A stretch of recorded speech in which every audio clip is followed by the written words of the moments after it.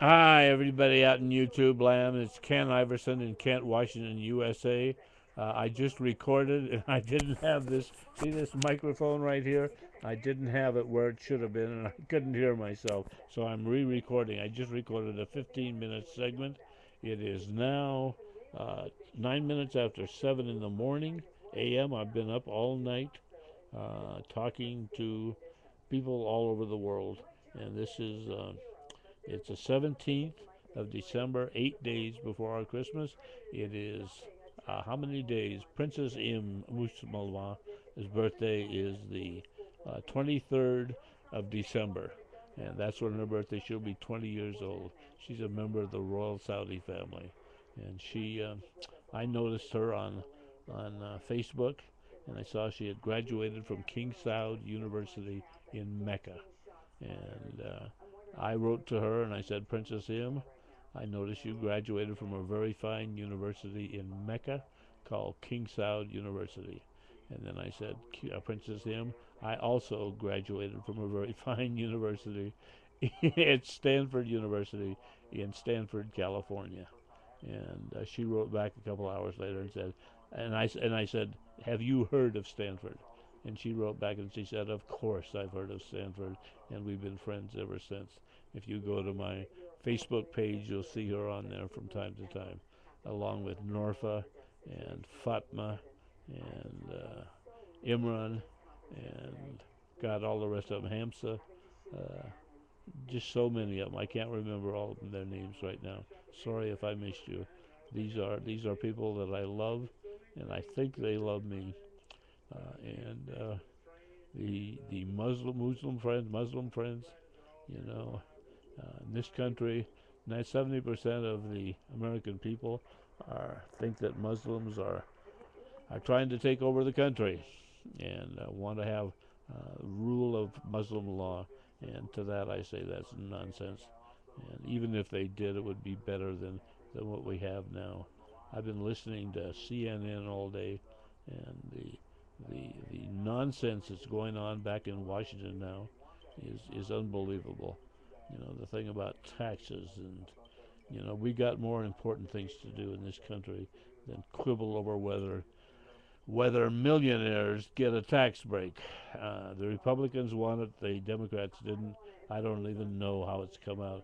The Republicans are for the rich, and I'm not a rich person. I'm a poor person, and I have no use for those Americans who do not pay their fair share. They should pay their fair share, the rich people, because they were fortunate enough to live in a country where it was possible for them to make their millions. That's the way I look at it. I had an aunt and uncle, middle class people. Betty and Claude Sheen was their name. They lived in Auburn. Both of them are dead now, and they didn't mind paying their taxes. In fact, they enjoyed paying their taxes because they knew for their money they got schools and they got libraries and they got roads and they got fire and they got police and they got hospitals, and you go on and on. You name what they got for their money. And I went to a city council meeting here in Kent, where I live, probably in the middle of last summer, maybe August or so. And there were some people there who were protesting the fact that the Kent City Council was just considering, putting a $20 tax on tabs, on license plate tabs. And that, they were there in force. There was one guy, he was a doctor, for God's sake, and he said that he didn't drive in certain areas of Kent, so he shouldn't have to pay for it. Now, what doctor doesn't have $20 that he could spare? I I have I live on $720 a month, and I've got $20 I can spare. Another woman said, she said that she only drove 10,000 miles a year, and that was primarily to get coffee. To get coffee. And I thought to myself, that's a hell of a lot of miles to drive to get coffee. You can walk to the nearest Starbucks almost any place in the Puget Sound area. They're all over the place. And to get coffee. And I should have told her. I did get up in the council meeting and I told them that my ancestors were from Denmark. And I don't know if you know about Denmark, but in Denmark, uh, they pay 50% of their taxes, 50% of their income in taxes. In exchange for that, they get room and board, not room and they get free medical, they get free housing, and they get free education. And they don't bitch about it like these whiners at the city council meeting here in Kent. And I got up and I said that. I said, if you're going to have government, you got to pay for it. There's only one way that government raises money, and that's by taxing. And that's just a fact. Any government in the world raises money. That's one way. It's by taxes.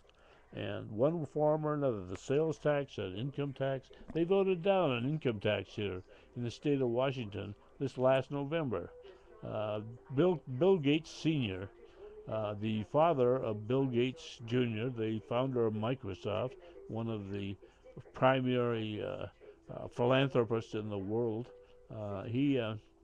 the father wanted, he's a rich person too. He wanted a state income tax. He thought that was fair. And the people of Washington, in their infinite wisdom, voted that down. And I don't know what they were thinking, no more than I know what they're thinking when they elected the Republicans to the House of Representatives. God, if you want nothing done in this country, and it's proving to be true right now, and the Congress is debating, and they're deadlocked, and the Republicans say, we're not going to do anything until we get our way on taxes. And they didn't. For a month, they didn't. A guy named Jim DeMint held up the Congress. He held up the Senate for a month just because he whined like a little baby. He whined, and they're all whiners. In fact, one of them is I cry. Hell, I cry. You've seen me cry. But one of them cries all the time. His name's John Boehner. And when he's not crying, he's making an idiot out of himself. And I think that John Boehner is the worst thing that we've had in this country since Newt Gingrich back in 1994. At least Newt Gingrich was fairly intelligent. I don't see any evidence of that in John Boehner. He's going to be the new Speaker of the House of Representatives if he can quit crying.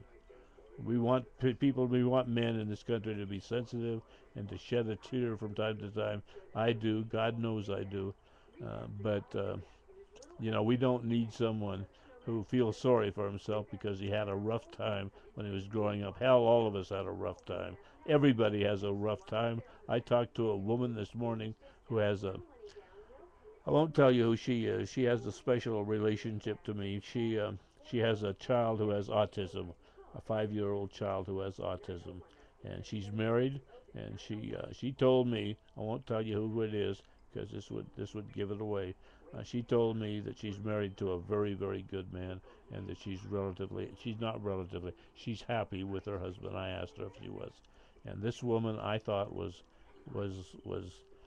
I thought this. I was prepared to go to the mat with this woman, and well, I was.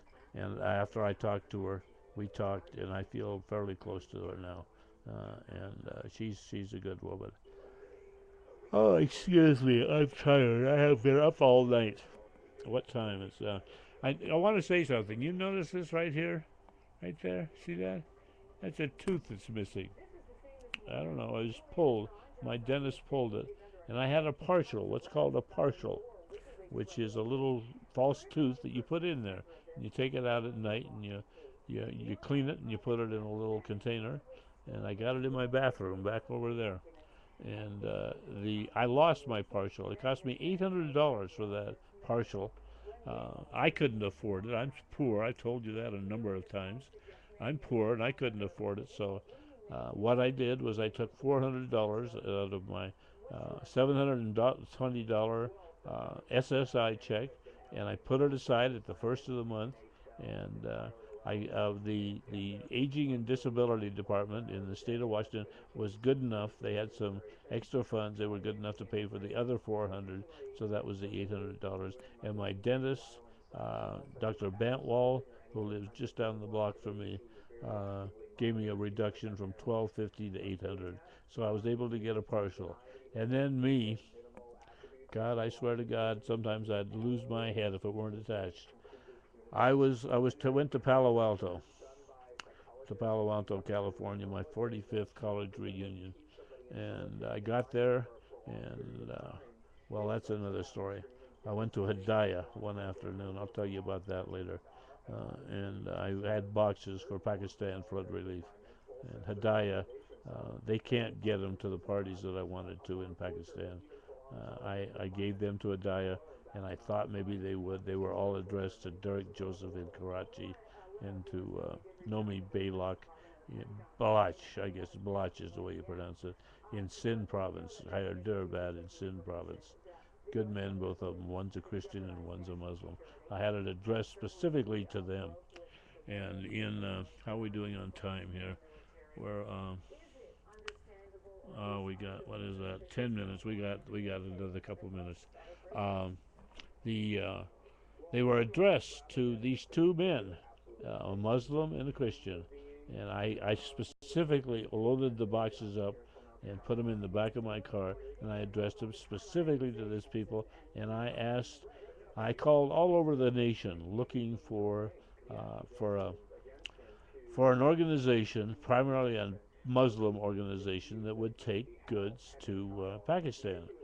That's Al Fakar Alam said something, and I recorded. That's Pakistan Flood Relief 1. I recorded about a box. He calls it a caring box or a giving box or something like that. And you put food in it, and you put water and juice and potato chips. You put potato chips in it, and you put chocolate, bliss or kisses, whatever. And this may be my cynicism. That's not good for people. Well, the chocolate, pot chocolate has something to do with high blood pressure. How are we doing on time? We got another couple minutes. Um, the, uh, the chocolate and the potato chips are not good.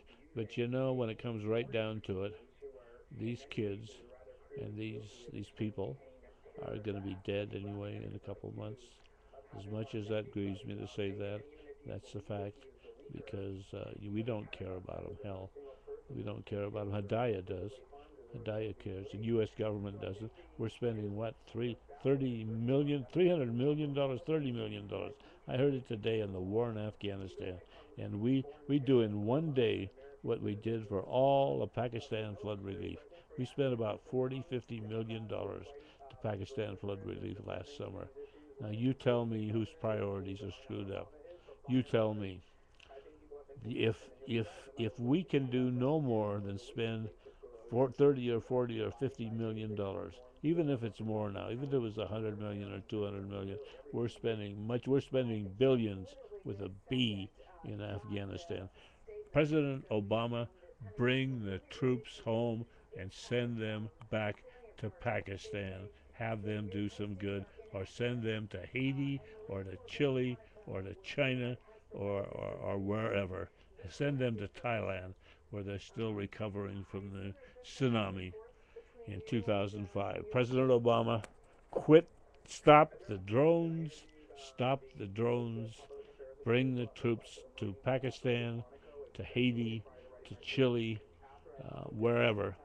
Wherever there's a disaster, they know how to do it. The Army Corps of Engineers is one organization that knows how to do things.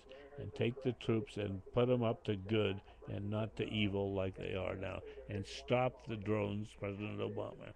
If you ever hear this, you stop the drones. How are we doing? We're 14:09. We got about another minute. That's my rant for now. That's my story, and I'm sticking to it. Stop the drones. Send the troops to Pakistan for flood relief. There are 20 million displaced. There are still about 8 million who are homeless, and they need food and they need water. Their water supply is contracted. Their government is corrupt. There's a group on Facebook called We Hate or I Hate Zardari, the president, and I don't know. Those. My heart bleeds for the people of Pakistan. But who gives a damn? They're Muslims after all. Who gives a damn? Look at the 70% of the American people, of the electorate, thinks that Muslims